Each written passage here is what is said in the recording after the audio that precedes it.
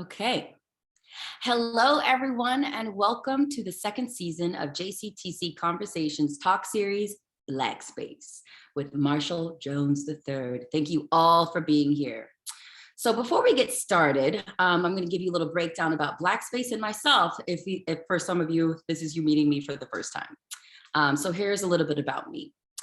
I am the curator and moderator of Black Space. My name is Ashley Nikkole Baptiste. My pronouns are she, her, and hers. I'm streaming from the unceded land of the Lenape people, also known as Jersey City. For access, I'm wearing a black turtleneck colored long sleeve sweater. I'm a milk chocolate caramel complexion Black woman. My hair is black and about an inch past my shoulders, and I'm wearing a black headphones, and I'm sitting in front of a white background.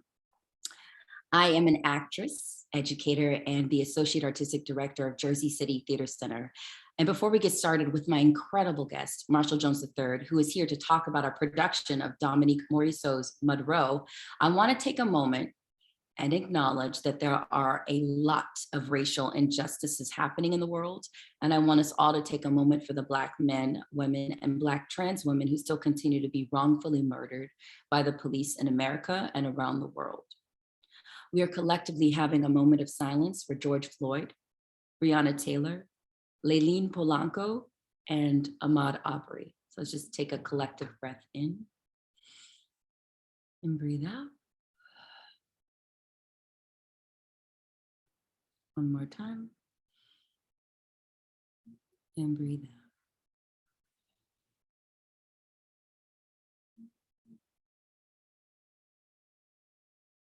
Thank you. Now, let me talk a bit about Black Space. The Black Space series was curated because I want to create a digital video archive where Black artists from around the world come together to have a candid and a human-to-human exchange about art, race, and life. This series is about expansion and pushing past preconceived notions of Blackness. We invite you to join in on this journey with us and learn how you can be a part of the conversation to build community and forward positive movement for Black artists around the world. Feel free to comment in the chat box below and also be mindful of what you're typing. Tell us what you are curious about based on what is coming up in the conversation. Ask questions in the webinar chat and I'll make sure to catch the questions for us. We will read the questions near the end of the conversation. And I am so thrilled and honored to introduce you all to my special guest today, Marshall Jones III. Marshall is off camera, but if you would like to type hello, I'm sure he would be happy to see your name pop up at the bottom of the screen. Before we get started, I would like to make some acknowledgements. I would like to say thank you to our sponsors, iHeart Greenville, Hudson County, New Jersey, Princeton Area Community Foundation, and the New Jersey Arts and Culture Recovery Fund. And thank you to Olga Lavina, my artistic director. You've been such a great collaborator on this journey with me. I appreciate you. Thank you to the entire team of JCTC who worked hard to make this possible. Thank you to Ryan Brooks, who is helping me behind the scenes with my tech. I'm eternally grateful to you all. And thank you to the entire team over at Premier Stages, from producing team all the way to the costumes and stagehands and COVID officers. Y'all rock, and y'all really are a joy to work with, and it is a joy to go to the theater and work in your space every day. So I just want to say that. And I would also like to shout out my castmates in Morisseau, Lakeithia Dalco, Alinka Hamilton, Malik Reed, Stacy Sherrell, and Landon Woodson. So I'm so honored to have the opportunity to shine the spotlight on this amazing artist, Marshall Jones III. I would like to read a bit of his bio first before I bring him on. Marshall Jones III. Marshall is excited to return to Premier Stages once more. He last worked with this enterprising theater company in October 2020 with a live, in-person, critically acclaimed show about civil rights icon Fannie Lou Hamer, starring veteran Broadway actress Rema Webb. On faculty in the theater department at his alma mater since 2002, Professor Jones is transitioning to an administrative role as the Associate Dean of Equity for the Mason Gross School of the Arts. Congratulations. For 13 years, 2007 through 2019, he was the producing artistic director for the Tony Award-winning Crossroads Theater Company, where he directed several shows, including the New Brunswick Performing Arts Center inaugural production, Paul Robeson. Selected other directing credits include the world premiere of Walter Mosley's Lift, which later played off Broadway, and Nikkole Salter's Repairing a Nation, which was recorded for TV broadcasts on WNET's Theater Close-Up series. In the spring of 2018, Marshall served as the creative consultant, replacement director for the off-Broadway production of Little Rock, about the famed Little Rock Nine of 1957, which received New York Times critic pick. Marshall enjoys serving the community and the field as he proudly serves as the president of the New Jersey Theater Alliance. Marshall is a proud 2020 inductee in the Rutgers University African American Hall of Fame. And he sends much love to the four ladies in his life, his mother, his daughter, and his brilliant bride. Now, without further ado, Marshall Jones III, can you turn on your camera and introduce yourself and say hello to the people and give a description for accessibility? Thank you. Okay. Wow.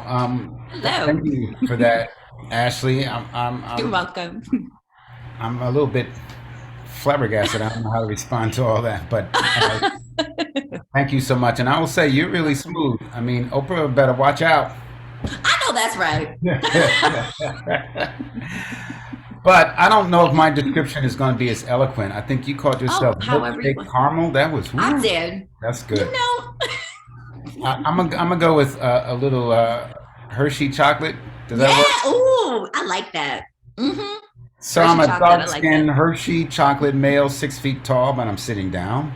I have short cropped hair, salt and pepper gray. I have glasses.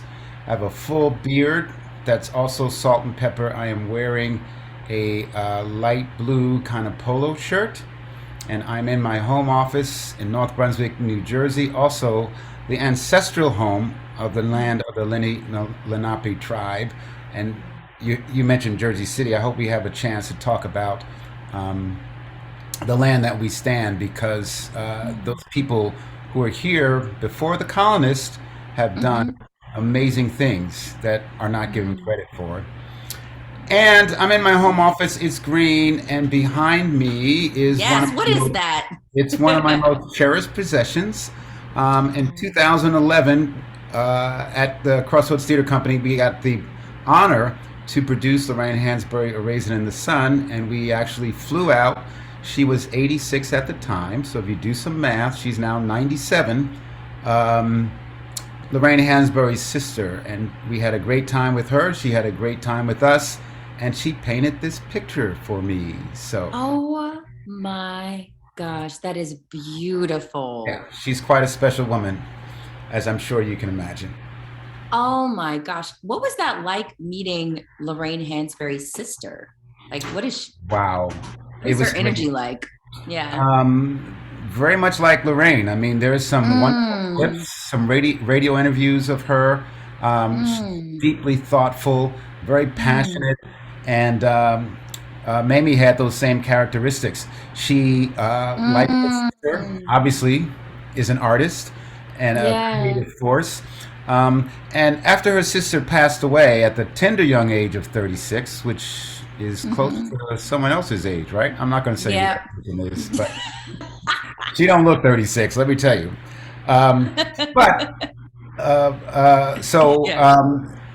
Mamie said it's her mission to keep her sister's legacy alive. She has traveled all around the world, watching productions from high school kids productions. She said she went to Switzerland, saw all white production of Raisin in the Sun, and she never gets tired of seeing that story. And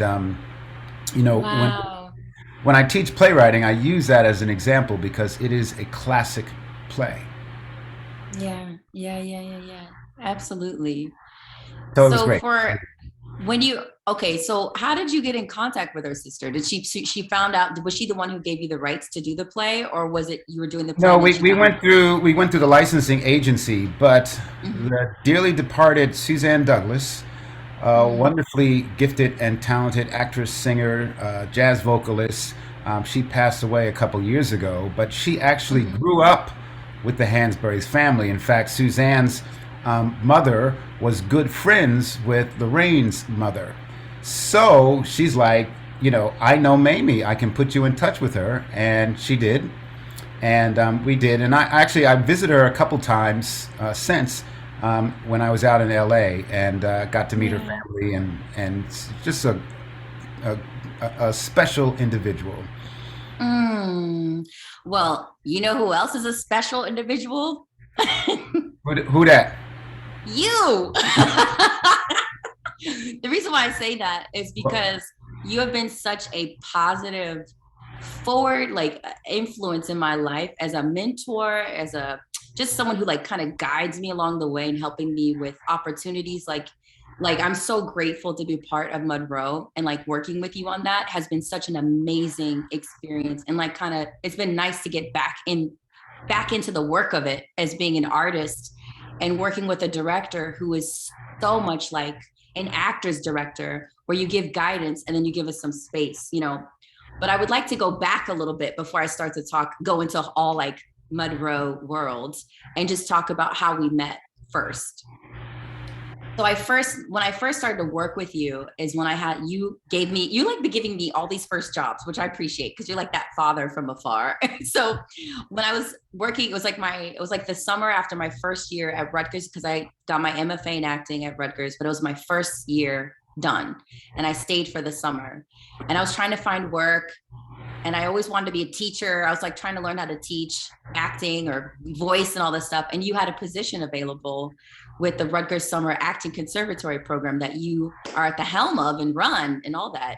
And you hired me as a voice teacher. And that was one of the most best experiences I ever had, hands down, as a teacher, as an educator, because it was such a pristine, like such a high, like the way that everything was put together was very organized for me, from my perspective. The classroom, the students were like always energetic and ready to go.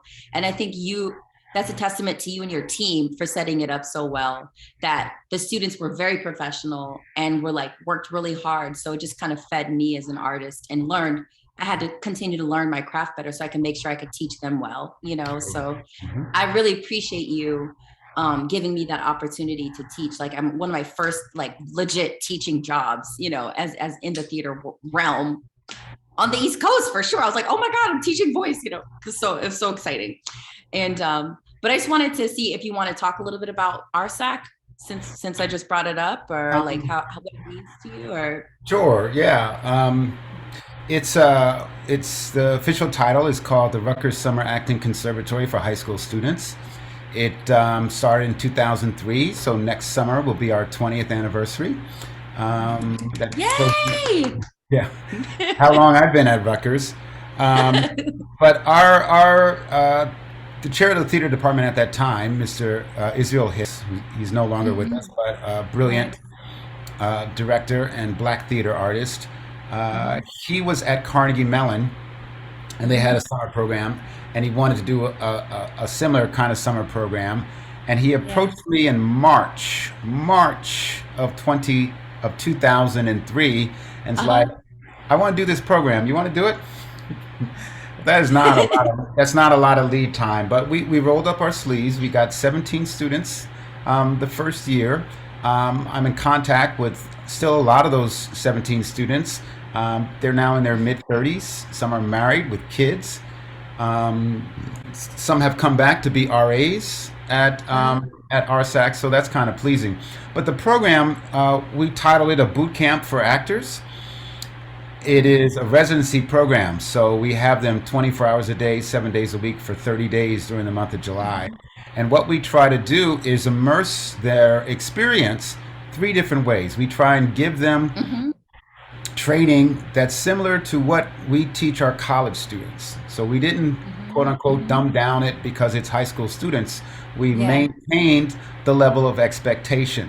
Um, Number two is to see work. I always think it's really important to see work while you're studying. so that Yeah. we as educators can point out things about their craft that they're learning in class. And then the third area is having Mhm. professionals of all walks of life Yeah. come in and talk to the students. So Yeah. I will have a lawyer. Yes, a lawyer come in and speak to the students Yeah. because, they got their Yeah. BFA and they realize that, acting is really, really hard. And they've always been interested in law and pursued a career as an entertainment lawyer. So I think it's just Mhm. important to show Yeah. Yeah. Yeah. to Yeah. bring back alumni who are still in the craft as well as people who's found other ways.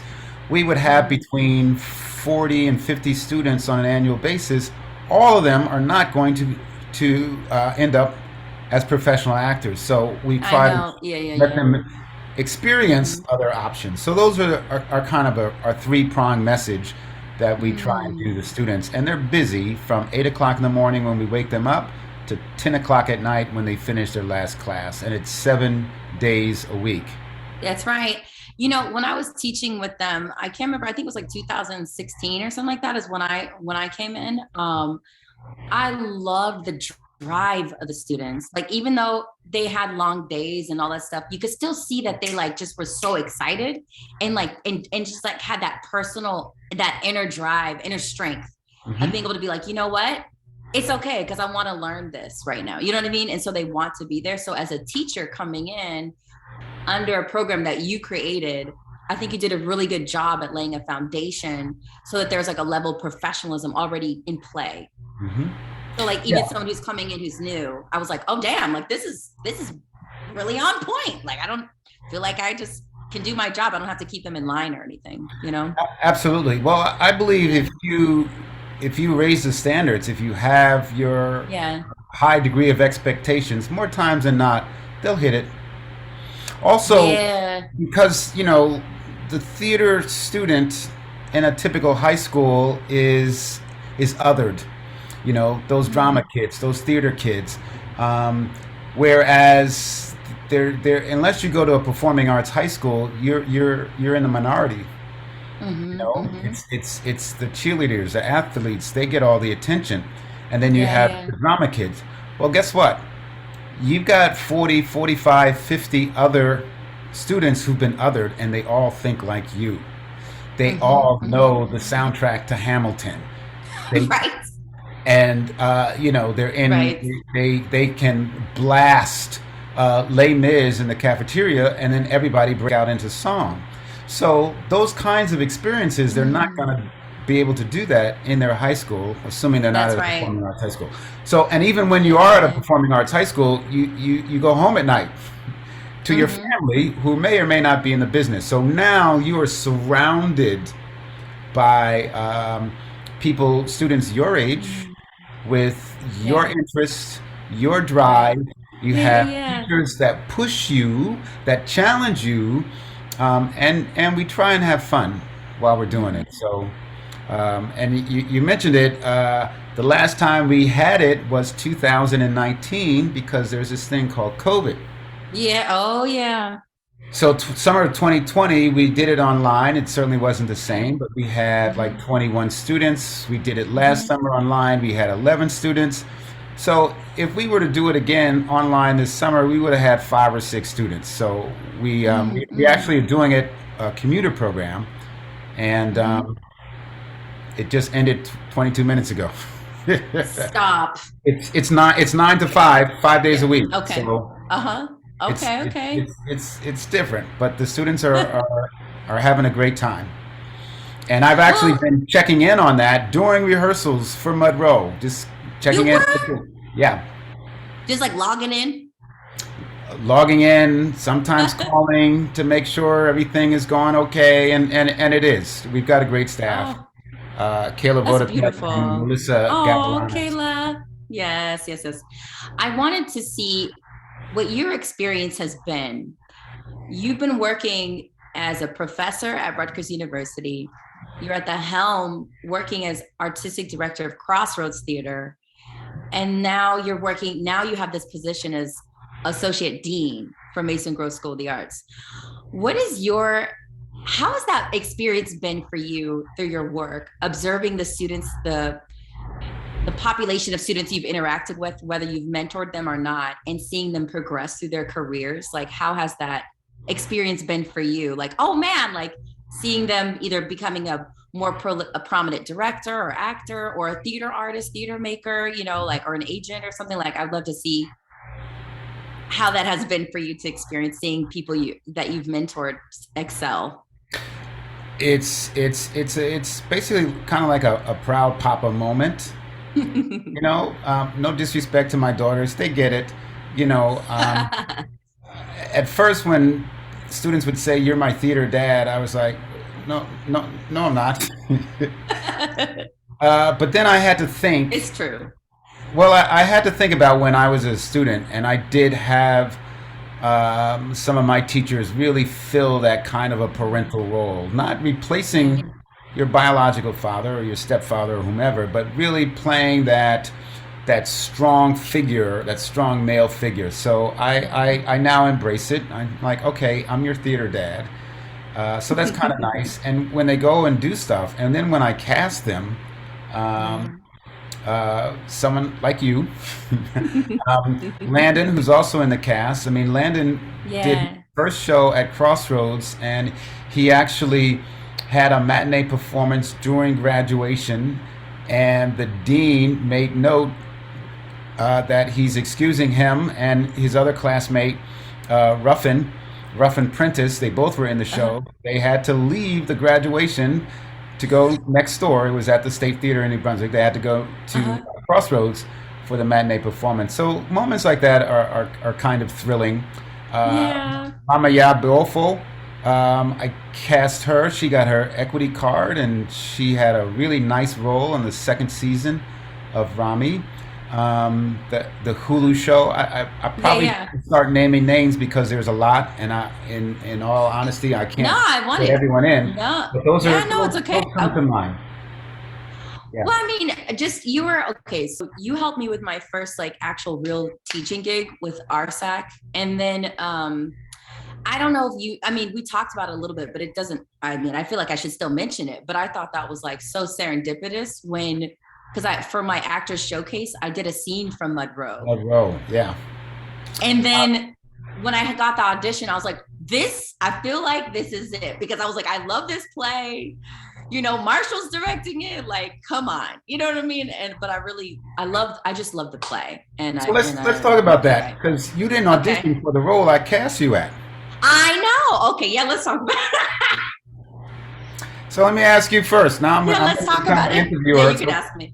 why Okay, did okay. you audition for Tashi? And for the audience, Tashi is a recovering drug addict. She's tough as nails. She's, it's going to speak her mind. I auditioned for Francis. That was the first one I auditioned. That was the one. That was Oh, the that's first right. one. Okay, I'm sorry. You're right. You're right. You're right. Not the drug addicts. Yeah, I'm sorry. I'm sorry. Yes, the advocate. The advocate for social justice. And it was Francis was very in alignment with like my beliefs, you know what I mean? So that was a bit more like, yeah, let me come out, do this one. So that was not a problem. But when it came to Elsie coming in for that one, I still am excited, and I'm grateful for having the role, and I'm excited about the journey that I've gone on to get to where I'm at now. To do the part, but it definitely is hard. It was more of a challenge, I think. Yes, yeah, and you're correct. You did audition for Francis, not Tashi. Uh, Tashi. so why do you think I gave you Elsie and not Francis? Oh, I don't know. Why? Why? Because I saw Elsie. Elsie's in there. Mm, And remember, I asked you to watch something before rehearsal, a particular that's right. uh, That's right. a particular movie, and Right. even in the first rehearsals, I saw you would like laugh and kind of giggle, and I Yeah. said build on that, and Yeah. I think that kind of led you on your way, and then you started to sing song the language. Oh, Yeah. stop! Yeah. So that was the kind of I felt that it would be a challenge for you, but I saw her in there. We just needed to let her come out, and I'm going to Yeah. let the audience know if they haven't seen it, you should um, go to www.premier tickets. I don't want to Premier get the wrong Statements Network. address. It's in They'll the put it chat. I in. think we They'll just put put it it in in. the chat. Yeah, it's in the That chat. was put in before you opened the room, so maybe we should put it in Oh, again. we'll put it Uh, in again. Okay, I'll do that. that's the producer part of me talking. But Copy it. go purchase your tickets to see Mhm. the lovely, talented Ashley Nikkole. Uh, Oh, thank do a character that's outside of who she is. Actually, it's all who you are, but just it's right. not as evident in your everyday Mm, life because you don't giggle. mm. You don't I giggle so do. much like Not Elsie. like that, though. Not like that. Yeah, for sure. Yeah. I was like, oh Lord, that was, it was a Yeah. lot. But And then okay. there was one Yeah, yeah, yeah. scene though where I said, let your Francis out. I don't know if you remember that. Yeah, I do. Where I said, okay, you can I bring it. do. We can see the activists. Okay. I do. I remember that. I was like, oh, thank you. Put it down a little bit. Well, since we're talking about it, because I wanted to say I really like your rehearsal style, especially at the beginning process. Because you gave us time to like digest and talk about things, especially like one moment that was really huge for me and it actually made me quite emotional is you're just like, okay, like there's a lot happening in the world and you were like, Roe versus Wade is going to be taken away any day now. And that was before they made the announcement, because you're trying to help me with my character saying Roe versus Wade. And also like maybe the character will be dealing with that same stuff even today. It's not Yeah. that different than Yeah. 2022. So it shows how timely it shows how timely this play is actually, because the things that the characters are dealing with, we're still dealing with today in 2022. So it was nice to have in the rehearsal room with you leading us with let's talk about what's happening in the world. Can we have a conversation about this? Or like what's happening with you right now? How are you feeling? Because I think as an artist and as an actor, they try to teach us in these programs, leave it all at the door. You don't bring all your personal emotions, but sometimes it's hard to not, like, because we are people who feel and we have emotions and stuff like that. So I really appreciated your generosity of spirit with being able to give us that space to like say where we're at right now. Hmm. I really appreciated that. Well, thank you for that. And I was doing this before the George Floyd incident. I mean, at Crossroads, not all the plays, but most of the plays we're doing are dealing with some tough topics. We're Right, dealing with right. racism. We're trying to not relive the trauma, but to inspire and to educate our audiences. And you Mm-hmm. can't leave that stuff out the door. I mean, No. this ain't a classroom. And, we're doing a show about, well, let's just say Raisin in the Sun. And Walter Lee is talking about fighting the man and trying to get ahead. Right, And you're right, doing the same thing, whether it's with your agent to try and get you out for right, certain kind of things. And right, you got to bring that. right. So, uh, when I Mm-hmm. Mm-hmm. directed the lovely, talented Rema Webb, who's Mm-hmm. now in The Music Man on Broadway. If you can afford $500 per ticket, you can go see her and Hugh Jackman and Sutton Foster. Prices are ridiculous, but Yeah, we could do a whole show on that. But I know. she Mm-hmm. played Fannie Lou Hamer at the same theater where we're doing Mudrow. And I want to really Mm. credit John Wooten. This was October of 2020. So we were 6 months into the lockdown, and Wow. he was able to convince Equity to do this production. Now, Fannie Lou Hamer was about voting rights, and it was Mm-hmm. October. You know what happened in November of 2020? Yeah, right, right, right, right. So Yeah, every day in yeah. rehearsal, there was something else. That orange idiot would say something, Right. I know. and Yeah. we would just debrief. We would talk about it. Sometimes it would be 10 minutes. Sometimes it would be an hour. But Mm. that's the work. We can't divorce the That's right. fact that we could have another 4 years of lunacy.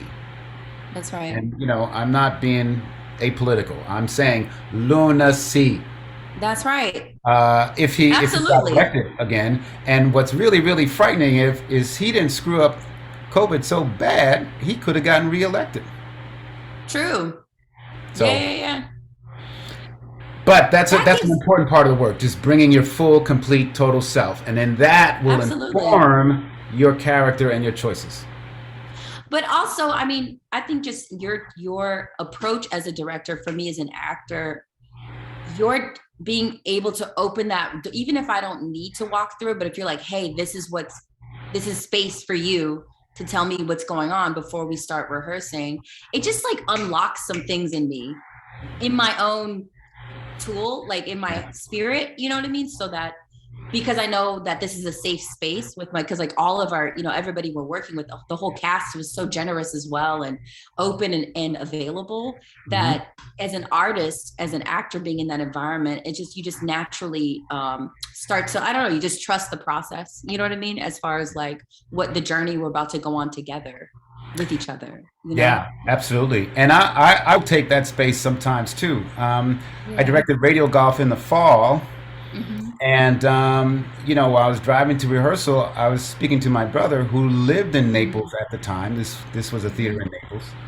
And Mm-hmm. a little boy was in a hit and run. And my brother pulled over. He drives a Mercedes Benz. He pulled over. He called 911. He was resting, reassuring the young 8-year-old boy that everything's going to be Mm-hmm. okay. The cops pulled up, mauled my brother, grabbed him. Now he's a former football player. He's 6'4". They didn't put him in cuffs, but they put him up against the hood of the car. Meanwhile, it was a Hispanic area. Everyone is saying, no, no, you got it all wrong. He was helping the little boy. So I had to bring that to the rehearsal because radio golf is about racism. Yeah. Yeah. Um, Yeah. Yeah. So I just find that creating space for that informs the work, particularly if you're doing work of black playwrights. And when you started off by mentioning who else we want to talk about, when we were Mm-hmm. talking about Lorraine, I thought you were going to mention Dominique. Well, yes, we're going to talk about We can Dominique. I talk mean, about it's her the because she. okay. Let's talk about her. Well, first of all, I'm gonna speak proudly about Premiere Stages in Union, New Jersey, on the Yes. campus of Kane University, because that theater was the first, or uh, the or is the first theater company to produce MacArthur Genius Award winner Dominique Morisseau's work professionally. Mm-hmm. Mm-hmm. It was called Follow Me to Nelly's. It was produced in 2011. And I asked John, the artistic director, what he saw, and he said he loved the family relationships, the family dynamics of her plays, and the relationships of the females. And that has Mm. been a consistent through line in all of her works. I mean, she's got like 7 or 8 plays. She writes a play a year, which is amazing. I mean, we talk Yeah. about August and his cycle. Yeah. I think she's She's got the 40 now. Detroit. Yeah. She's Yeah. got the Yeah. Yeah. Detroit cycle, but when all Yeah. is said and done, I mean, I'll be 60 shortly, and when she gets to be 60, she's gonna have like 40 plays. That's right. She's Right. gonna Right. have a Right. catalog that will rival anyone, Yeah. including That's right. including August. Yeah, I have that much respect for her and what she's done. I think we had a conversation in rehearsal about Dominique, and I thought that I think we should probably mention it here too, because when I was in school, in my undergrad and even grad school too, people talk about August Wilson a lot, which rightly so, of course, But the thing, and I've been in a few August Wilson plays, but I had found working on Dominique's playing Elsie in this show has been a life-changing experience for me because of how well written the character is and the relationship she has with all these different people that are within my circumstance. It has changed just the way that I am as an actor and the way that I think and prepare, just because it's all there. So I have to fully bring myself and my craft and my technique to make sure I'm matching her level of writing, Yeah. like and and hers, she writes really well for women, and so Ding, that's the ding, thing I'm ding. really grateful for. I love August Wilson's work, but he has a lot of stuff for a lot of men, all age Mostly, ranges. it's mostly Yeah, men. Yeah. yeah. So I mean, And there's so for Dominique, being able to be a younger woman coming into this game and having a role, and I can have multiple plays I can choose from her catalog that I can actually be cast in today. And it's like a meaty role, multi-dimensional levels and all that stuff, so it's just such a joy and an honor to be able to live in her world that she's created. yeah, and all of August's plays, his women are secondary characters. I mean, they're Mhm. brilliantly written, but you're gonna play the girlfriend, you're gonna play the wife. There is Mhm. no Troy Maxon. There is no great role that you're dying to play. Yeah, Whereas yeah, you're a young actress, you're like, okay, when I get 40, I'm Naya. yeah. I know. You do Pipeline. Oh, I'm 30. Right, I'm right. Sunset Baby. So it's a wonderful challenge. And for me, I'm hesitant. I am hesitant. Yeah, I was going to ask you about that. By Yeah, leading that as a man, right? Is that what you yeah. mean? I mean, Yeah, yeah, yeah, there's. yeah. I feel, as a director, Mm, I can't direct everything. Maybe I mm, can, but I mm, won't mm, because there's another voice out there that could serve it better. mm, mhm. I love For Color Girls. Great. I went in and saw the production the final week because I really wanted to see it. I thought Camille did a wonderful job. I couldn't do that play. Well, you know your lane. I Yeah. know my lane. Exactly. What brought you to wanting to direct Monroe? Because I know those ladies. Mm, I know Elsie. yeah, I know yeah. Frances. I see my mom, my aunts, my grandmom. Whereas a play like For Color Girls goes deep into who they are, more so than the circumstances around them. I So see. I've seen the things with I've had, we talked about in rehearsal. I've had some drug addiction in the family, had alcoholism in the Mm, family, kind of deal with that. We've had problems with real estate and who owns what and who's going to get mm, what. So it was really, really accessible. Um, you know, absolutely. Dominique's gonna write strong women. So That's even right. though Elsie, you say you're not a fighter, but you fight. Yes, I do fight. And I think actually my role is very active. She's working hard. Yes. She's working real hard. Differently, And I have to, differently yeah. than Francis. Uh-huh.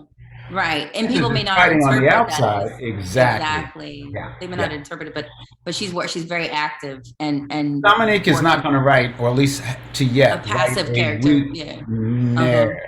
Yeah, yeah, yeah. Yeah, Black yeah, yeah. women generally are not passive. So Now, generally, what I is mean, can you talk can you talk a little we, bit about your experience of directing Dominique Morisseau's work? Because you also directed Pipeline, right? directed Pipeline. Yeah, I directed Pipeline online during the pandemic at Mm-hmm. my wife's undergrad. They asked her to direct it. She's like, "No, call my husband." Um, and I was hesitant. I was hesitant, and I would tell you why. They're B, Why? they're BFAs. You know, um, N- Naya and Xavier are in their 40s. Right. So I got 20-year-old actors. I'm not there. I hear But you. we auditioned. I cast some older looking BFAs, and we were invited to the Kennedy Center and got an honorable mention there. So that made me feel good. Um, they did about as well as you could for 22-year-old individuals. I think Mm, our Xavier was like 24. Um, mm. Plus, it was also online, so the age wasn't as big a factor as if you saw them in person. And Mhm. then Okay, okay. for the teenage roles, Amari, 18, 19-year-old BFA. I mean, that's perfect. You're like, there we go. What have you learned from Dominique? Oh, that's a great question. Her endings. Her endings are so inspirational. Oh, I see what you're saying. So if you look at Pipeline, and she's got a very bright black male senior Hmm. at a boarding school who's full of rage, and he doesn't understand his rage. He's got a lot of animosity towards his father. They broke up, blah blah blah, and Naya says, like the second to last scene, I don't know what to do. What do I do? And Amari says, I don't know either. But in the final scene, he's got, I know, Mom. And it's a list of 9 things. It's a really funny moment because she then says, well, what about number 10? And he's like, I haven't gotten that far yet.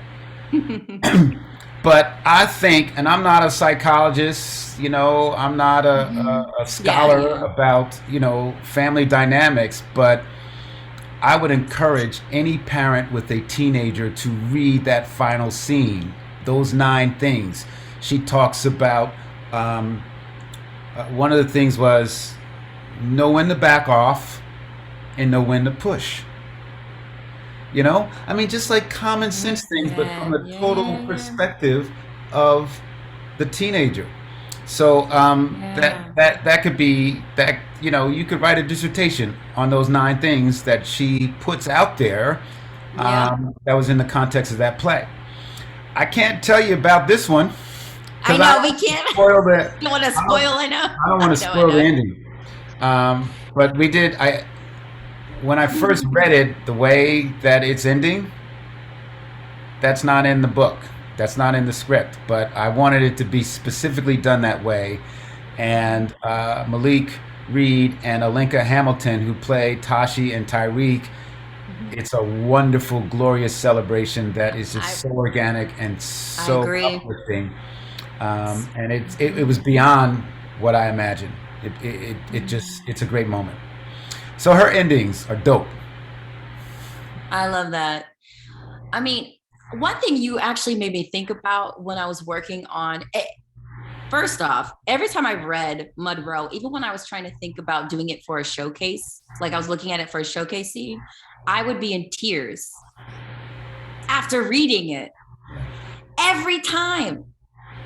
It wasn't just one time. It was like, why do I keep crying? Like, I just keep crying. And it just, I can't help, like, okay, I already know what's going to happen, but it's just the way that she writes everything. So I think one thing I've learned from her, because sometimes you don't have, those people who can give you those like words of wisdom or something, like pass it down. So sometimes you have to get it from like a book or, like an inspiration from something else. So I think she gives a lot of nuggets and words of wisdom in her own text, even though it's through her, but she will have it through another character Francis. speaking it. Francis, yeah, and so when I was reading that, I'd be like, damn, that's hella deep. That's the way she writes, Yeah. Can I ask you what scene did you do for the showcase? Refresh my memory.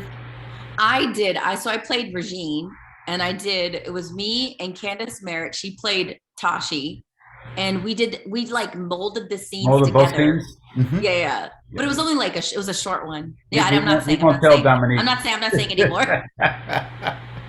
No, it's okay. You didn't charge any She's not on money, here. so that's all good. Sorry. There's no admission. There was no admission fee, so No, it didn't get charged. you're perfectly fine. What do you think? And we both can answer this question, but I just want to ask you, like, what do you feel people can get out of watching Monroe or coming to the show? I can answer this too, but I just want to hear what you have to say. Generational trauma. And particularly for us as Black folk, when you had laws designed to perpetuate that trauma, you had forces that were overt, like the Klan, but then you also had covert things like just racists that just wouldn't hire you or wouldn't allow you to succeed. And that stuff's connected. I mean, she did the similar thing with Confederates, just showing that you just can't look at our condition um, and say, oh, these people are this and these people are that. There's a continuum that started as it relates to this country in 1619. Mhm, mhm, mhm. So, also the beauty, I think, of what she wrote is, we talk about survival, survival, survival, and That's yes, right. we have Yeah. survived. But I think what Dominique is saying is just surviving is not enough. Yeah. We got to thrive. Now, Mhm, Regine was able to thrive, mhm, and Tashi wasn't.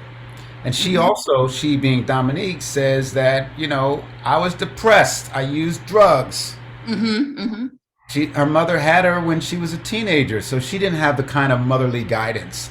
Yeah. So you had all those circumstances that are passed down from generation to generation, and I'm a positive person. So Regine got out, and I'm gonna say Regine's decision at the end of the play Yeah. also helped erase the generational trauma that Tashi. Mm. She, you know, Wow. Dominique, write a sequel, write Mud Road 2.0, Please and do. Tashi's probably running the community center. I You know? I Something like 100% agree. something like that. She's gotten her life Yeah, together. yeah, yeah, yeah, yeah. She's a counselor at a 12-step pro. She's doing something that's positive, Yeah. Yeah, yeah. and I that 100% I agree. think that's the inspiration that she provides with her plays. Mm. The way the depth at which she goes into generational trauma, it makes me think about, and I know I'm pretty sure that's what she was pulling from, was post-traumatic slave syndrome, of how like trauma can be passed down even on Ooh, like a yeah. DNA level. Mhm. If it hasn't been addressed or anything like that, you just keep passing it down, all the same habits or things that fear and pain and suffering, you know what I mean? You can pass that down if it's not healed, properly or addressed. You Yeah. you have a scene that's brilliantly Yeah. acted where you address that. I don't know if you want to share that with the audience of what it's like. I mean, Mm. you're pregnant with Yeah. with Regine and Tashi's mother, Yeah. and you talk to I don't her. want to give it away. Yep. don't Well, don't tell him everything. you got to put the little kernels there. So just drop a Okay. little nuggets to make people go buy their tickets. So for you, Well, what's that like? yeah. You're talking, you're creating a child, and you say some Yeah, it's pretty. in real time. It's it is a very emotional it's a heartbreaking experience for me, because I'm trying to, as the character, trying to change the fate of my baby. I don't want the child to have the same experiences I had. So in order to identify with that, it forces me to look at my own life, and look at my own lineage, and be like, if in real time, if I was actually talking to my future baby or something like that, how would I truly feel about that? And how badly do I want them to have a better life than me, or better life than what has been prior to them? And it always just drops me in, because I just have a lot of things that I think about, or experiences that I've had that I wish were different, or didn't happen or something like that. So I have to pull from that and try to find a way to make it personal enough that it's still Elsie's actual experience. So that's like where my technique and all that other stuff comes in, with being able to use my what ifs and all that stuff. But it's emotional. I don't know how else to explain it. I mean, it's a very No, overwhelming it's experience. emotional. Yeah. It's And it's emotional. but at the same time, I still feel really grounded, very grounded every time, especially now, because we've had a couple of runs in of what it is. I'm like being on target of trying to change it. You know what I mean? Even though it's like super hurtful, but like really driving that forward to show how that really would be for somebody who wants change. You know what I mean? Instead of just trying to act it, but like really truly need and want that the future coming after me will not have to deal with the pain and suffering that I went through. Like that's Absolutely. strong. Yeah. And we're not going to give it away, but you also tell your little embryo there Yeah. what's Yeah. going to Yeah. happen if you do not. Yeah. Yeah. That's right. So it's a really really powerful moment, and um, Mhm. the wonderful thing about how you're written, you and your sister's journey, and I think it's Mhm. okay. Well, the reviews came out. Some of them gave away too Okay. much, as far as I'm You're concerned. like, damn. Yeah. But the part that you do, the flashbacks, is just a series of quick, short little scenes Mhm. where so much goes on. A lot. I know. You I know. know, you Yeah. find the Yeah. dude, you want the dude, you get Yeah. pregnant, the dude beats you up, and then you have that wonderful scene. Your last scene is so poignant. Yeah. Ugh, I'm not going to say Yeah. why it's poignant. Go Yeah. buy Yeah. Yeah. Just get the ticket. Marshall, I freaking love you so much. Well, I I, love you too, Ashley, and I'm really proud of your work. You brought oh, Elsie to life in bless such a you. brilliant way. I mean, all Oh my six, God. 1 through 6. The There's whole not a weak cast. point. The whole class. I'm I agree. I Yeah. love the cast. You did a really great job in casting. I feel like Lakeithia is actually my sister. Like I'm like, you're like the sister. She looks more like my sister than my own sister. I was Yeah. like, wow, Y'all look alike when you're up there. world And stage. yeah, you definitely look like sister and sister. Do you mind if I have a few questions I'd like to ask you for fun? Is that Sure. okay? That's for Okay, and fun. Okay. we might go a little over. But I like to ask these of my guests on here because I'm a theater geek and I want to ask you these questions. Okay. So, do you remember Actor Studio with James Lipton? I do. So I'm going to ask you these questions that he always asks at the end. Okay. Fun thing. Okay. Here we go. Okay. What's your favorite word? My favorite word, Yeah. Chantal. Oh, don't make me cry. Okay. What That is your what came in my head. oh what's this? That is his bride, his beautiful bride, everybody. Just people don't know. Okay. What is your least favorite word? Racism. Okay. You can interpret this however you want. What turns you on? Good theater. Yeah. What turns you off? Bad theater. Oh my God. Particularly, Okay. let me qualify that. Yeah. Qualify. Yes. Particularly when it's places that have resources, whether it's a Mm-hmm. Broadway show that has $5 million or a regional theater company that has Mm-hmm. $1 million to produce a show. There should be no excuse, none. Mm-hmm. So that's what's really frustrating, because I know what it's like Mm-hmm. to produce when you ain't got that, Yeah. and it's not easy. Well, and listen, I mean, just a side thing, I watched freaking Lady Day. No, not Lady. It was the Sarah Vaughan sings a love story, and I thought that was freaking brilliant and Mhm. beautiful, very well executed. It's wonderful. So I Yeah, I was proud of that piece. yeah. So I mean, you know how to do good theater, and I'm loving being a part of Monroe too. So you know what you're talking about. Well, really quickly, I know you're doing Yeah.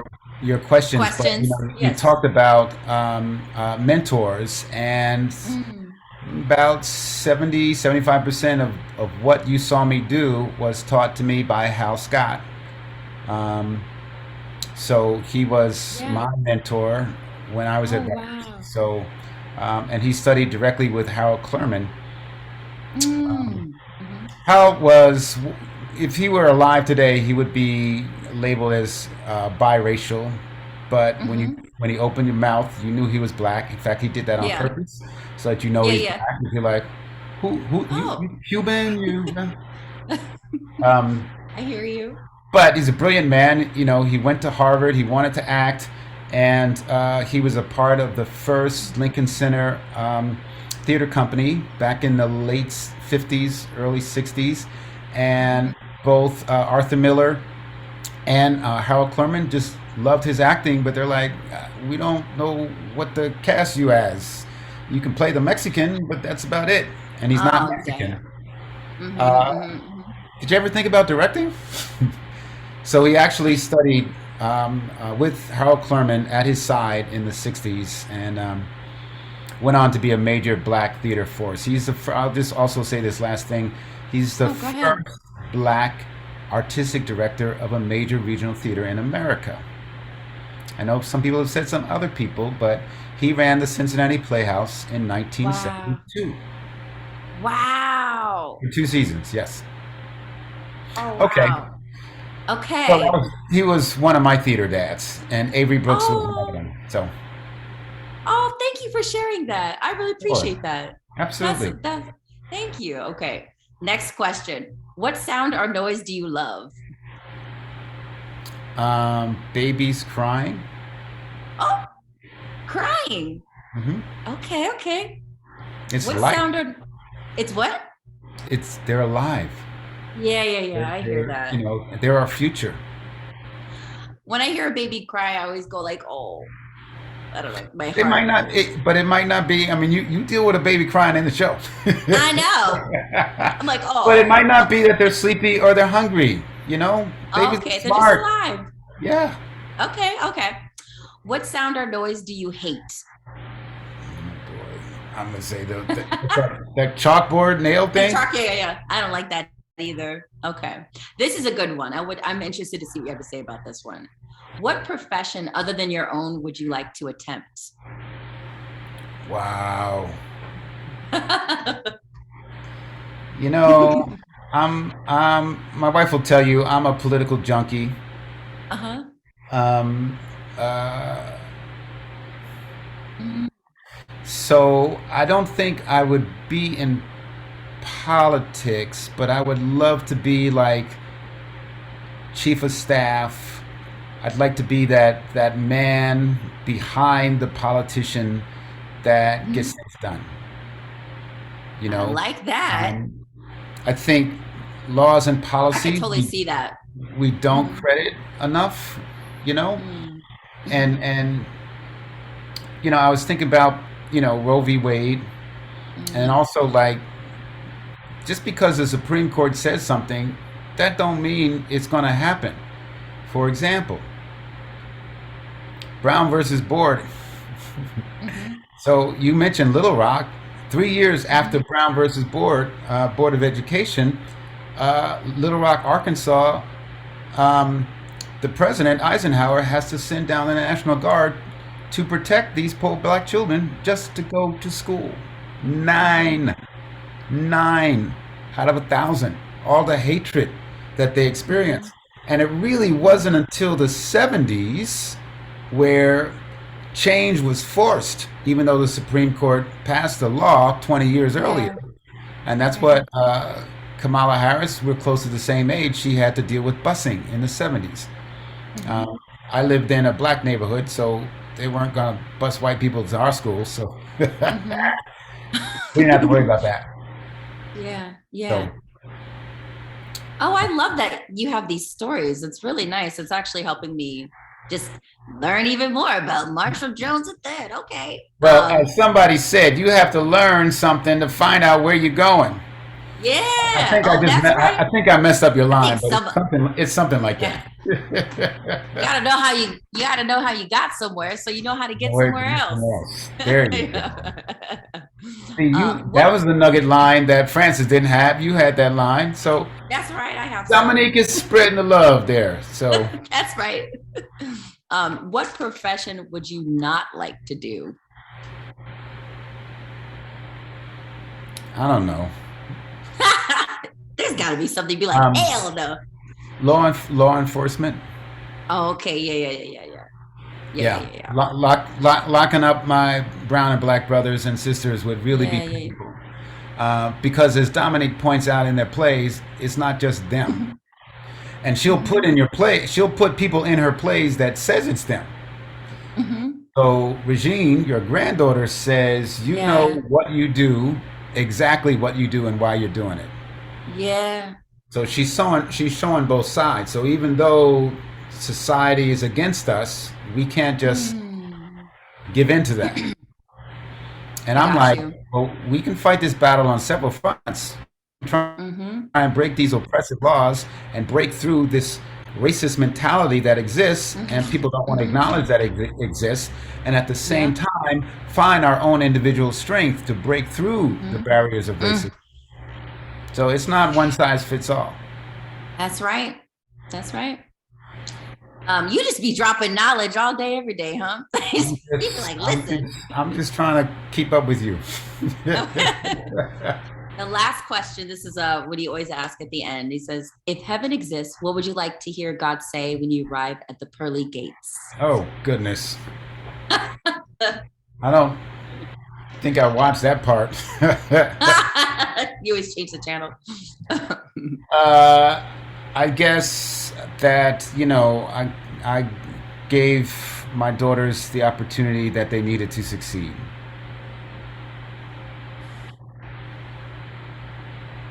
I love that. You're Okay. gonna make me cry. Well, I'm not trying to make you cry. I'm trying to answer the I question as know, honestly but as I could. But you're just such a Marshall. You are such a beautiful spirit, a beautiful human being to experience and talk to. So I'm just so jazzed right now having this experience and time with you. thank you Is very much. there? Yeah, you're welcome. Is there any, before I close, is there any advice you have for like upcoming artists or people like future directors or actors or people wanting to do what you do? Any advice you can give for people starting out? Yeah. Um, I was going to say buy the Wiz album, but I'm going to say download Lena Horne sing If You Believe from the Wiz, Mm, because she sang that song at the Tony Awards. Actually, the clip is on YouTube. mm-hmm. Um, and she got a special Tony that year, and I will never forget watching it on my black and white TV. That also might sound familiar. Um, and she sang If You Believe from The Wiz, and it seemed like she was talking specifically to me. Now, I know she wasn't.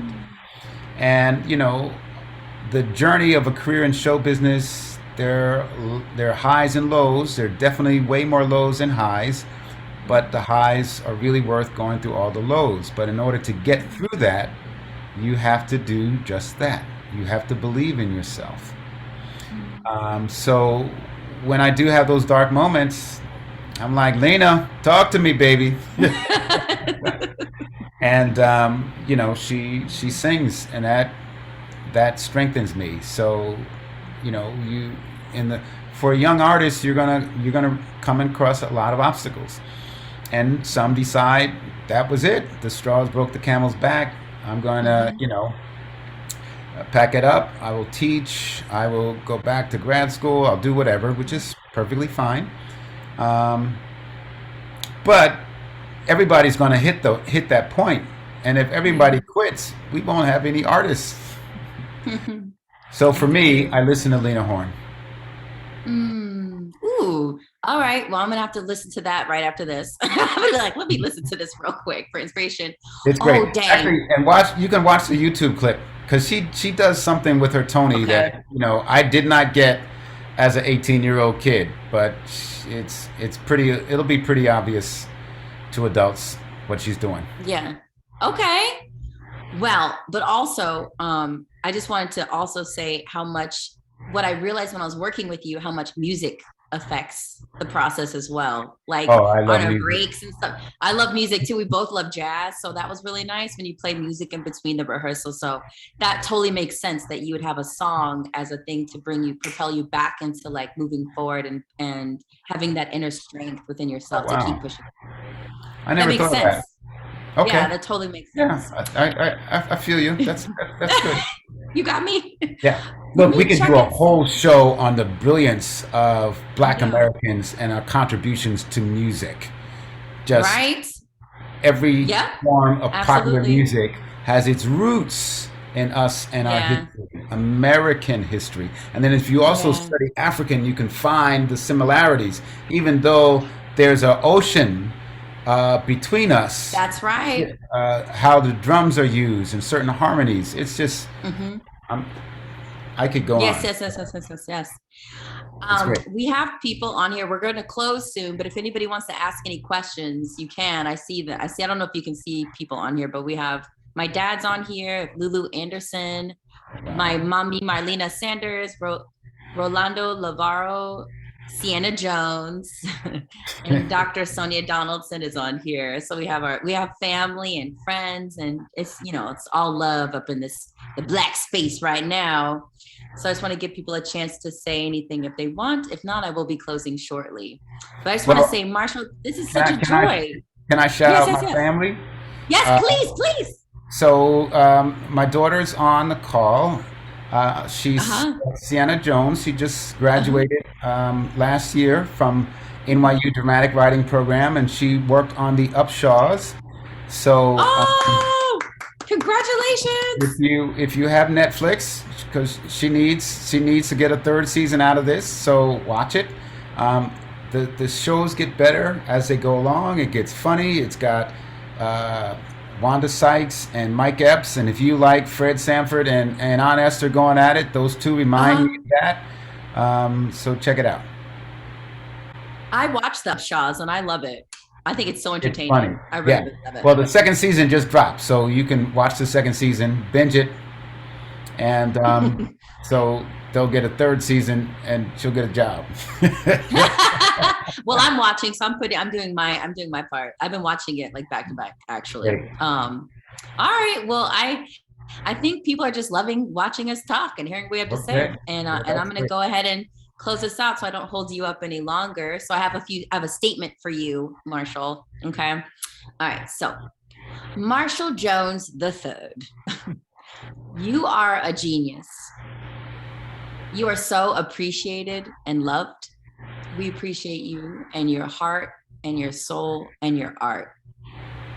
Thank you for being a part of this conversation with me. It was an absolute honor. Thank you. It was a delight to be here. So thank you so much. And the show runs to July 31st. Premiere stages in Union, New Jersey. Just put that on Union, Google New Jersey.